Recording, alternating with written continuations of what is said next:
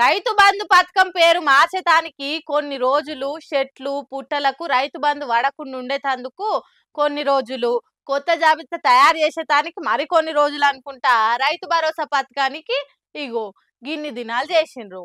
వానకాలం రైతు బంధు ఊసేలేదు. ఇంకెప్పుడు వస్తాయిరా దేవుడా పెట్టుబడి సాయం పైసలని రైతన్నలు ఎదురు చూస్తుంటే కాలమంతా గడిచినాక ఈ నడమనే సీఎం రేవంత్ రెడ్డి రైతన్నల సెల్లులు టింగు టింగు అని మోగుతాయి అన్నాడు. సార్ అన్నట్టే టింగు టింగు మోగుతున్నాయట సెల్ ఫోన్లు. కానీ కొన్ని దిక్కుల కొత్త ప్రాబ్లం వచ్చిందట రైతన్నలకు. అదేందో మీరే చూడుర్రి.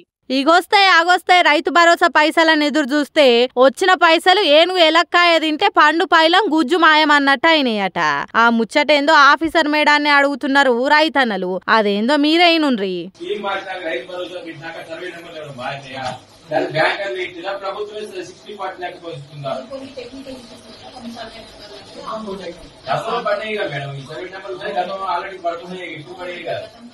అర్థమైందా? సీఎం సార్ చెప్పినట్టే మా సెల్లులు టింగు టింగు అని మోగినాయి గాని బ్యాంక్ అకౌంట్లకు ఒక్క పైసా రాలేదంటున్నారు రైతన్నలు. ఆగో ఇదెక్కడి కథ? పైసలు పడ్డట్టు మెసేజ్ వచ్చింది గాని తీరా అకౌంట్ చూసుకుంటే ఖాళీగా ఉన్నాయి. అంటే ఏమన్నట్టు? సర్కార్ రైతు భరోసా ఇచ్చినట్ట ఇయ్యనట్ట? మేము ఆల్రెడీ ఇచ్చినవని చేతులు దులుపుకుంటే మా పరిస్థితి ఏం కావాలి అని బాధపడుతుర్రు. వ్యవసాయ ఆఫీసర్ల తానికి వచ్చి ఇప్పుడు మేమేం చేయాలి అని లబలబ మొత్తుకుంటుర్రు. సూర్యాపేట జిల్లా మఠంపల్లి అనే ఊర్లే రైతన్నల పరిస్థితి ఇది. సర్కార్ ఆఫీసర్ మేడం ఏమో టెక్నికల్ ఇష్యూ ఉన్నది కాబట్టి అట్లా అవుతున్నది, ఏం కాదు మీ పైసలు మీకు వస్తాయని అంటున్నది. కానీ రైతన్నలు మాత్రం ఇంతకు ముందు లేని టెక్నికల్ ప్రాబ్లం ఇప్పుడు ఏడు నుంచి వచ్చింది మేడం, మున్పటి సర్కార్లా ఇట్లేం జరగలేదు కదా, సర్కార్ మారంగానే టెక్నాలజీ మారిందా లేకుంటే గ్రహాలు ఏమన్నా గతి తప్పినాయా అన్నట్టు గట్టిగానే అడిగిండ్రు రైతన్నలు.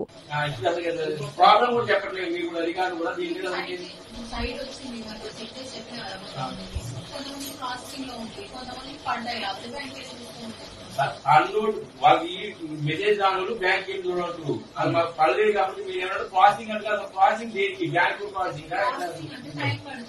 పాపం నౌకరీ చేసేటోళ్ళు మాత్రం ఏం చేస్తారు? సర్కారు ఏం చెప్తే గదే చేస్తారు. ఇటు రైతులకు అటు సర్కారుకు నడుమ సతమతమయ్యే కథ అవుతున్నది ఆఫీసర్లది.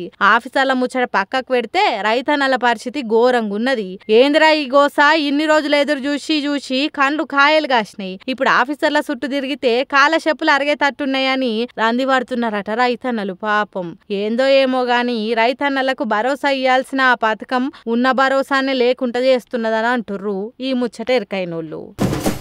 సర్కార్ చేస్తున్న సక్కలేని పనుల మీద ఫైటింగ్ చేస్తుట్లా హరీష్ రావు మస్తు సీరియస్ గా ఉంటాడు. మైకు పట్టిందంటే దడదడలాడిస్తాడు. ప్రజలకు నష్టం జరుగుతున్నదంటే కోపం మెల్లగక్కుతాడు. ఆగు అసొంటి హరీష్ రావు సారు ఉచిత బస్ పథకం మీద జోకులేసిండు. అదెందుకు చూద్దాం పాండ్రి. మళ్ళా ఏది నువ్వు చేసిన పని బస్ ఒకటి పెట్టినాడు, గదొకటే, ఇక గది తప్పేమి లేదు. అందులో కూడా పంచాయతీలు ఇక ఇన్నరా బస్సులల్ల బాధలాట సిగలు పట్టుకొని కొట్టుకునుడు ముచ్చట చెప్పే వరకు ముందున్న ఆడోళ్లే కాదు హరీష్ రావు వెనుకకున్న మొగోళ్ళు కూడా భల్లున నవ్విండ్రు.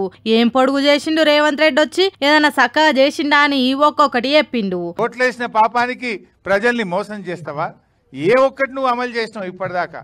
మహిళలకు మహాలక్ష్మి 2500 అంటివి ఇవ్వకపోతివి, ముసలోళ్ళకు 4000 పింఛనంటివి రాకపాయే, రైతులకు రుణమాఫీ అంటివి సగం కూడా కాకపాయే.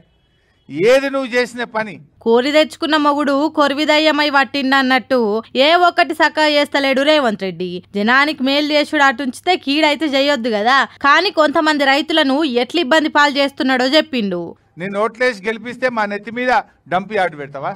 సంగారెడ్డి జిల్లా గుమ్మడిదల అనే ఊర్లే డంప్ యార్డ్ పెడుతున్నదట సర్కారు. అంటే పట్నంలో వెళ్లే చెత్త మొత్తం ఆడ కుప్ప పోస్తారట. ఆగో అట్లా చేస్తే మా ఊర్లో ఆగమైతే అని అక్కడ పబ్లిక్ చాలా దినాల సంది లొల్లి చేస్తుర్రు. జనం బాధలల్లా పాలు పంచుకునేటోడా హరీష్ రావు. అందుకే ఆపదున్నది అనగానే అక్కడికి పోయి గిట్లా మాట్లాడిండు. ఇందిరమ్మ రాజ్యం అంటే ఏంటిదో అనుకున్నారు గాని అదేంటిదో చెప్పిండు హరీష్ రావు. ఏంది పోలీసు వాళ్ళు ఏంది ఇందిరమ్మ రాజ్యం అంటావు? వెనకట ఇందిరమ్మ ఎమర్జెన్సీ పెట్టిందట, ఇప్పుడు కూడా ఒక ఎమర్జెన్సీని తలపించే విధంగా ఉన్నది గుమ్మడిదల. 1000 పోలీసు వాళ్ళ 2000 పోలీసు వాళ్ళ ఊళ్ళే మంది ఎందరు ఉన్నారో పోలీసు వాళ్ళకి అంతమందిని పెట్టిండ్రు. ఏం పద్ధతి ఇది? అంటే నువ్వు పోలీసులను పెట్టి భయపట్టిస్తా అనుకుంటున్నావా? ఇదేమన్నా ఎమర్జెన్సీ రాజ్యమా? ఇదేమన్నా మిలిటరీ రాజ్యమా? ఏం చేద్దాం అనుకుంటున్నావు ఇంతమంది పోలీసులను పెట్టి? సీఎం రేవంత్ రెడ్డి అనుకున్న ఇందిరమ్మ రాజ్యం ఇదే, కాకపోతే మనం ఇంకేదో అనుకున్నాం. ఆయన క్లారిటీగానే ఉన్నాడు, మనమే ఎక్కువ ఊహించుకొని ఓట్లేసి గెలిపించినాం అన్నట్టు మాట్లాడిండు. గుమ్మడిదల ఊరు జనానికి అండగుంటా, రేపు అసెంబ్లీలో కూడా కొట్లాడతా అని భరోసా ఇచ్చిండు. అంతేకాదు ఎన్నికలప్పుడు ఇచ్చిన జనం చేయాల్సిన పనిని మర్చిపోవద్దని చెప్పిండు. మరి ఇంతగానం పోరాటం చేస్తున్న డంప్ యార్డ్ ఈడ్నే పెట్టాలి అని సర్కారు ఎందుకు పంతానికి పోతున్నదో ఏమో అని అంటున్నారట కాంగ్రెస్ పార్టీ కార్యకర్తలు కూడా.